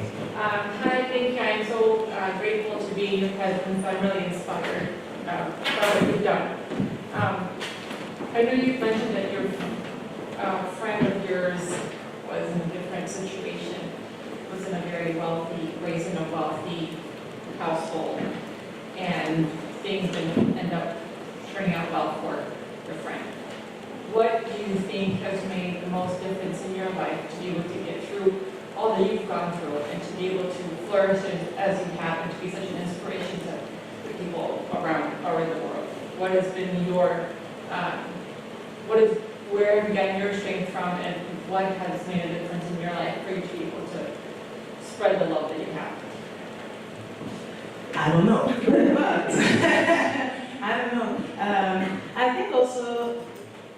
I think you're born with stuff also, you know? It's because I have always had a really huge character, you know, I've been, you know, taking a lot of space. I don't know, like I would go to birthdays when I was like a small kid and my mom would drop me saying, don't be scared, she laughs really loud, she cries really loud, but it doesn't last long, you know? I just sort of like remember being kind of like over the top for pretty much as long as I can remember myself, like, you know, wearing costumes and just like, but there's also the fact that some things may be also coming from your experience. I often said, I don't know, maybe I was meant to be timid and shy, but because I was, you know, the only black person around and everybody would always turn around and I would get photographed and filmed a lot, maybe that, you know, informed my personality and then I became like, yay, woo, you know, like I feel like I'm a star or whatever, you know. But I don't really know, you know, I don't know how it came to be. But then it came to be this sort of personality where, especially if you tell me I can't do something, then I'm gonna be like, yeah, well, I can do it. And you know, it's just like, I don't really know. Like my brother and I, for instance, we've had the same parents and we've turned out really differently, you know? I also think it's the type of violence you're gonna receive. Also, I was a girl, you know, so growing up a black girl was not the same thing as my brother growing up a black boy in the French countryside. And you know, and he was the first one. So all the things that my parents had, you know, learned with him, you know, benefited him. But he had to deal with the couple who had no idea what they were doing. You know what I mean? And most parents don't know what they're doing with the first child. The problem is that when you're adopting, and especially if you're adopting a child of color, you know, it might have devastating consequences for that child, you know? So, again, you know, I must say it's a lot of luck also, because I was the second one. And I don't know, like I didn't have any learning difficulties, and I know a lot of adoptees who have. So if you have that, like it's gonna make your life, you know, difficult. So I don't really know. It's just a lot of different circumstances that made it possible for me to be the person I am now. But also I'm older, you know, and I've gone through all those things that adoptees are going through, be it, you know, excess or, you know, addictions or, you know, stuff like that. And I think, I don't know, because I don't like the fact that sometimes when you're able to talk in public and you're projecting a certain image, and so then, you know, people think that's how it should be, or for instance, we're also often hearing people wondering what makes a good adoption. But it's rare that we're wondering if a biological, you know, family is working. You know, why are we wondering if an adoption turned out well? We're rarely wondering if a biological, you know, birth turned out well, you know, and again, like I said earlier on, we're never going to link someone's path when they're biologically raised to their parents. When you're an adoptee, your past is going to be always linked to, you know, your adoption. So yeah, I don't really know. I'm glad if it, you know, gives people hope and you know, and yeah, and I don't know, and happiness, the fact that I can talk about those issues.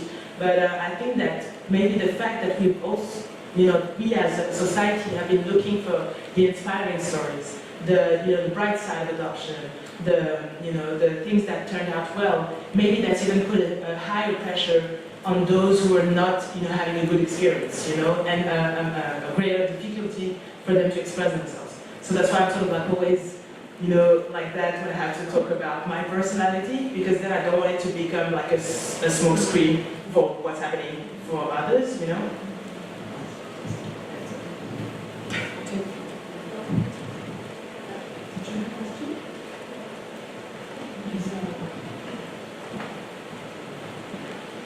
Hi, thank you for the talk. I was actually wondering if you could speak a little bit to how your work has been perceived in France and abroad. Actually, listening to this reminded me of a movie called Even Has Your Eyes. That was, I'm sure you know that movie from France. I mean, obviously it's problematic, but I'm just curious for you to talk about that side.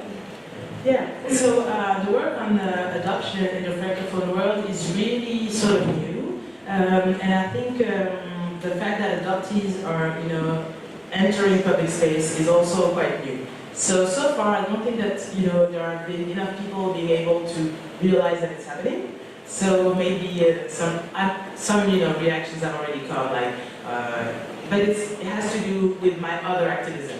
You know, it has to do with working on racial issues. So for instance, during Adoptees Month that I'm starting this year, there's going to be a workshop for white adoptive parents, but also white parents who have mixed-race children to go learn about dealing with, black children there, And so on social network, then I would have like, white people who don't believe in race, because that's the thing in France, right?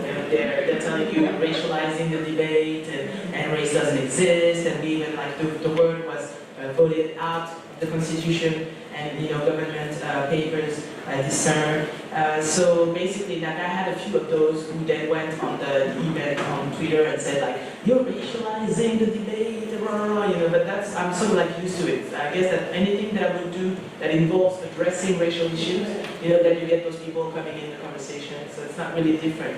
I've actually been surprised, but I think it's because even though it's not public in the Francophone world, this work is being done, in the US, so parents read, and the preparation of people who adopt nowadays is quite different from my mother's and father's generation, right? Because for this generation, it was whether, were they aware of racial issues or not, and if not, well, that was it. Nowadays, they even ask the question straight away, and some people even get, again, in this thing that we can't talk about race in France, some people get upset, There's this book where they quote this social worker who would address the issue straight away with white parents. And she would say, do you know that this little cute black baby will turn out to be a big, terrifying nigger? And she would say it that way to parents to see how they would, react. Because that's the thing that happens, I have a black friend, a boy, and as he grew up, as he became a man, one day he came back home wearing a hoodie, And his father didn't recognize him, and he called the cops because it was like, it was the countryside, and the guy was just like, because to him, as long as it's not his child, just like the father of the kid, you know what I mean, that the mothers came to see me, it's just like there's just their children, and then all the other blacks are still as menacing and threatening, So this work is done nowadays in France, and again, you're gonna have people saying, this is horrible nowadays to become an adoptive parent in France. People are coming into your life, and they're asking you what type of race you would prefer for your child, and that's horrific, but it's not. I'm glad the question is asked now. I'm glad people are forced to address this issue. And social workers now will tell people, okay, you're good with adopting black children. What about your extended family? What is it going to be like? Do you have people who are voting for the far right? In France, the Front National has they changed name, Rassemblement National. Anyway, like there's this far right party that has quite a good traction in France. So they're going to be like, do you have members of your families who are voting for them? How will it be for your child when they grow up, etc., etc. So, because people are sort of like forced to have those conversations nowadays, they know that they need something. And I think that, Adoptees Moms, the film, is coming for, to sort of like fill a space that is needed for adoptees for sure. But even adoption agencies or families are going to need it. They might not like everything I say, I know they don't.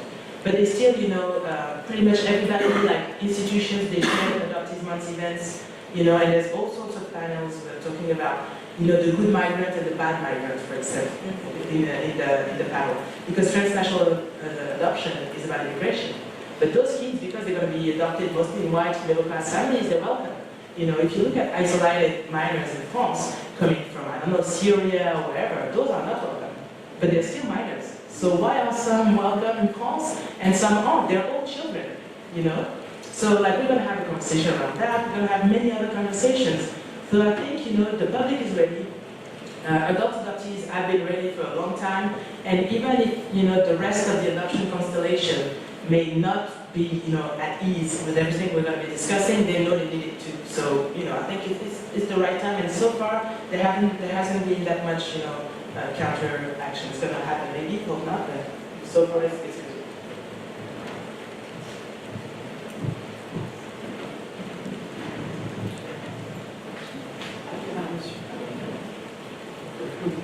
Thank you. I first time when I became interested in this kind of, child adoption topic was like 10 or 13 years ago. Like it was like 2003 or 2005. I was, trained. I took the train, and then I saw an ad about the child adoption, and then it was a photo of a small dog puppy, and then the small Asian toddler and it was basically saying adopt them and change their lives to be better. So I was really shocked at that moment. I just couldn't believe my eyes what I was looking at. And then, of course, I met also a friend of mine was a coworker who was from Korea and adopted. I'm from Korea, so I feel really sad. And also, Korea is the country that sort of what they say is basically export children to other countries. And recently, I'm sorry, but recently I read a news article about a man, a Korean American man who was adopted by American parents, and they basically adopted many children to seek for child support money. Basically, for money, they adopted multiple children and they neglected them. And as you briefly mentioned, they lost all the documents about him, so he couldn't become a citizen here. And then he tried to survive, and he even had a baby, but then he was deported to Korea. But then in Korea, he wasn't a citizen either. So he tried to survive, but then he just couldn't survive any longer, and he killed himself one day. And then I saw a small article about him in the corner of the newspaper, and obviously there are many of them. He wasn't alone. He's not alone. So I'm just curious: is that kind of things happen in other countries as well? Like there are people lose their documents and then deported to their host countries? Is it just happening here? No, the deportation only happens in the US because in France, if you're adopted internationally, you can only enter the country with a visa, and then the adoption is made final by a judge, and that's the moment as you're adopted, you're made French. At this moment, it's the same. You get the citizenship when your parents become your legal guardians, and it's the same in Canada. So the US is the only country that does not give citizenship automatically when adoptees arrive in the country and when they become part of the family, so that's why it's the only country where adoptees get deported with a lot of terrible consequences, like you just said. And I don't know if you were here at the beginning of the talk, but like I said, there's a lot of activism from adoptees in the US at the moment, and it's mostly directed towards this issue of citizenship. Because, of course, in the past few years, the deportations have increased, and they are targeting mostly, they are targeting Asian, Blacks, and Latino adoptees, and with this issue of being sent back to a country you don't know, with the language you don't master, and also with the fact that in Korea, for a long time, now it has changed, but I don't know up until which year, to be a citizen, you had to be recognized by men. It was a strictly patrilineal, citizenship requirement. And so I think it was until the 80s or 90s, and that's the main reason why, transnational adoptions kept going, because single mothers could not get their children to be recognized, and so they knew that if they were to grow up in Korea, they would have a non-status. So at least, giving them up for adoption meant that they could have a status overseas.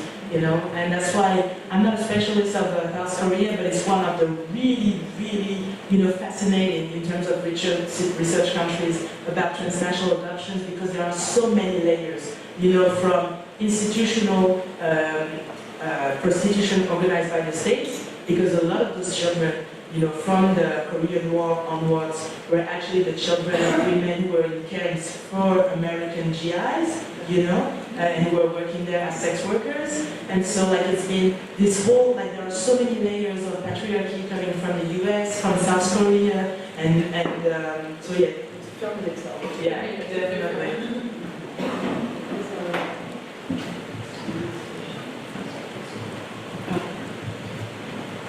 Hi. Nice to see you again. So I missed the beginning, so I'm not sure if you touched on this, but I'm really kind of fascinated on how you can kind of talk about the differences in just sort of the resources you had to make speak up versus the resources you had to make this film, and just kind of talk about how that kind of led to one another, how one influenced the other, and just kind of the time and the resources, the support that you've gotten since you've got a lot of acclaim and attention for your first films.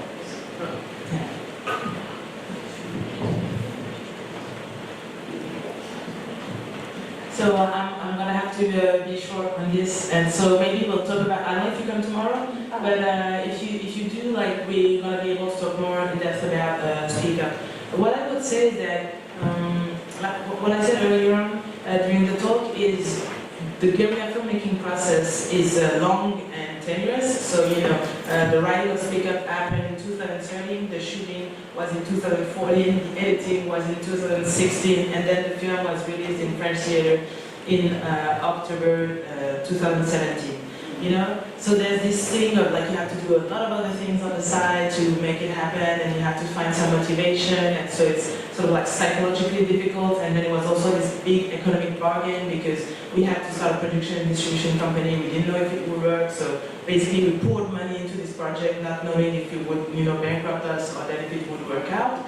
And it turns out that it's worked out so well that it's allowed us also to have sort of like to come from a place of power also when we were to become the co-producers from our new film. Because the thing is, having been able to Speak Up to theaters, to have, so far we're beyond 17,000, theater goers in France, which is huge for a documentary, especially like a first film, self-produced, self-distributed. We've had, I managed to get 4 national releases by my own, so there was like France, Belgium, Switzerland, and Canada, and now we have an international vendor, so there's a distributor in Germany, etc. So having been able to do that, for the people in the cinema industry, it's sort of like a thing where you come from a place of power, because none of them have ever done that. Nobody is using their own money to produce their film anymore, but like they haven't been doing it for 50 years. Nobody's been able to do that and then get a commercial success with an indie film, and and again, one that is 2 hours long with no music. So when we get to be with the industry now, it's kind of like the thing of, like, not only are we sort of in this sort of like punk attitude, but on top of it, it's worked out. So it's been great, because now our co-producer is a big co-producer in France for the next film. Sort of like the producer for indie films. But it's been great. Who wins Oscars? Just to yes, one of his film went to the Oscars. So yeah, he's a really big producer. But it was actually, we met before, while Speak Up was being made. The thing is that because we knew nothing, Enrico and I, we hadn't gone to cinema school, so we sort of like had to learn everything on the spot. And at one point, even if we would go on the internet, look for information, we got stuck. And I'm part of a Facebook group for Black women who are like lost in white industries. And so I said, like, does anybody know a real film producer? And then someone put me in contact with Charles, who was our co-producer. And because I didn't have the time, I only Googled him, really quickly. So I saw that he had like a portrait in a newspaper, and I was like, okay, he's a real producer, and we started having a conversation, And now I realized we were asking him, like, some of the questions were really sort of like naive. We knew nothing, but it was nice, and it didn't take us, like, he wasn't looking down upon us, which has been my experience in the cinema industry, from going to the conservatory up to the release of Speak Up, of people telling me, oh, it's not gonna work, and that's not how it's done, etc., etc. He would answer all the questions, be really available, and I was like, oh, he's nice. Then, we got into the whole distribution thing, the film was out, I was doing the Q&As, I completely forgot about him.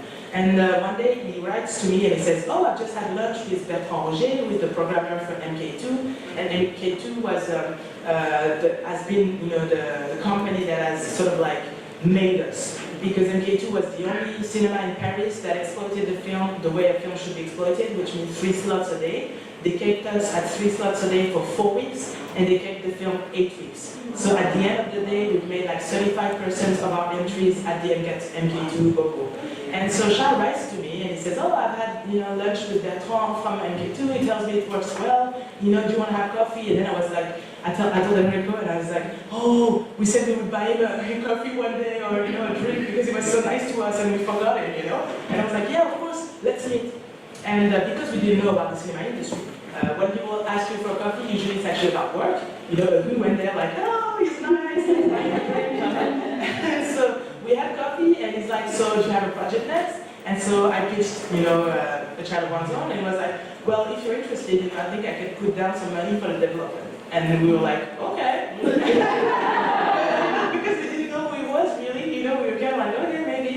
And we were like, we want to be co-producers because we want to, keep a hand on our film, like we're not gonna, and he was like, yeah, okay, if you want that, we can do 50-50, and we were like, oh, good, that's cool. And so at that point, we hadn't realized how cool that was. Because he could have told us, I give you 20, and we should have said, yeah, definitely. But he said 50-50, if that's what you want, that's what you're gonna get. And then he leaves, and because he had offered like some serious money, and I've never been paid to write, and everything's been so tough up until now, so he offers us this money for the development of the film. He goes, and then Enrico and I Google him for real, and then we're like, oh my god! And that's when we saw that he went to the Oscars, and it was just like, because we were sort of like really nonchalant about the whole meeting. Maybe it was good for us. We had no idea who we were talking to, so we're like, yeah, we want to keep a hand on our movie. We don't come from guerilla filmmaking to be told what to do. And then when we saw his biography, we were like, oh, okay. But then we met, in January, and he did exactly what he said. So we're having a co-production which is 50-50, and he's given us the latitude to work exactly how we want, and it's been great. So I think it's been a really good thing that we came from Speak Up, because it's given us, and also for us, to know that if worse comes to worse, we can go back to guerrilla filmmaking. Of course, I'd rather be paid when I write and work, so this moment is really nice. But if it has to go back to that, we know we can do it. And I think that gives you also another kind of strength when you're bargaining, when you're like, I can do it on my own, so, One last. Maybe we'll last question. Yeah, one last question. Bonsoir. Thank you very much for your participation, and thank you very much for all your scholarship. It's really helping us professors here to include friends in the larger conversation about Black transnational scholarships. So thank you very much. I was very interested in your argument about decolonizing the archives. I'm also working on transnational and transracial adoption, and sometimes I watch all those documentaries about international adoptee, and a bit surprised to see the land of origin or the land of research of the roots becoming a setup shot, sometimes very stereotypical about that land. I was wondering, in your research of the archives, if you also tried to find some archives that speak about activism in the countries that were addressing these issues of stealing babies, of kidnapping babies, and trying to open up a little bit, because most of the archives that we find on those documentaries are all the archives of the new land, or just set up short of files, letters, but I don't know, to try to also speak about this more indigenous activism around those issues. Well, I think it's definitely going to be the most difficult archives to find, because, for instance, for us, we are using mostly INA, so it's like the National Institute of Audiovisual for Audiovisual in France, and so they are mostly the archives from what's been shown on French TV, and also some other archives, but usually from global North countries, But I think we're going to be able to find some about activism, because, for instance, when there was the baby farms in Sri Lanka, it was closed by activism in Sri Lanka, and there was also the North Korean government actually used the shipping of children from South Korea as propaganda, saying South Korea is selling its children to the US, etc., etc. So I know that those archives exist. We're going to be looking for them.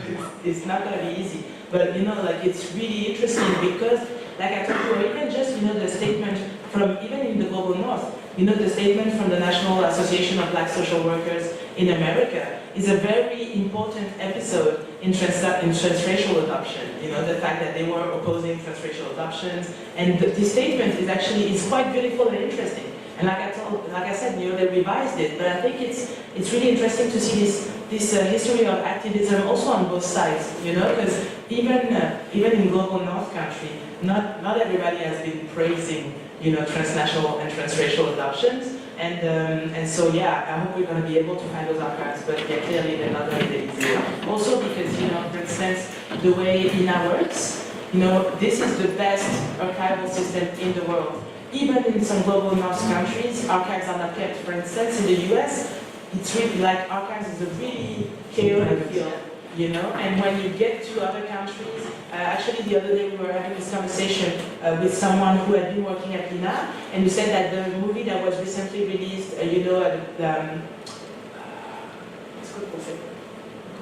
trial? The trial against Mandela and the others, you know? It actually comes from South African archives. That South African archives, you know, bureau, whatever, couldn't actually even just process.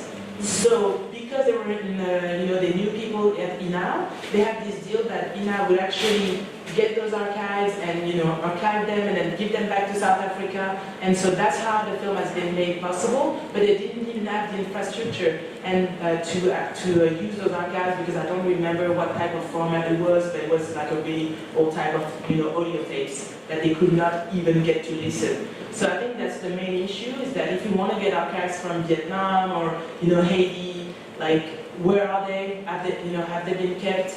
Are they indexed? And I can't necessarily, and when I say not necessarily, I can't then go, it's not like a research thing, you know, where you can go, if you have a grant, and then you go to Haiti and you spend 1 or 2 years looking for archives. It's a movie, and hopefully we'd like it to be, to get to the final cut for next November.